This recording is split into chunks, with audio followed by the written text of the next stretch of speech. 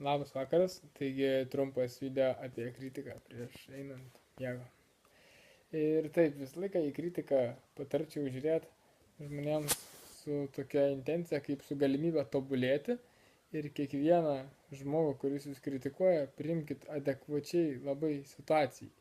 Kodėl jis jūs kritikuoja, kodėl jūs jo klausote, kas jis jums yra ir panašiai. O mano vienas toks būdas priimti kritiką yra tiesiog labai paprastas, aš jums dabar jį ir papasakosiu.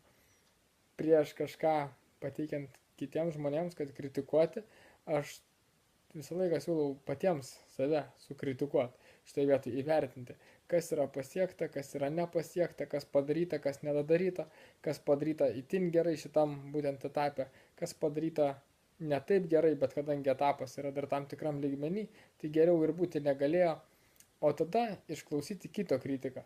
Ir tuomet tos kritikos patampa tiesiog labai įdomios. Labai įdomios. Tad tiek, gero vakaro ir smagios kritikos.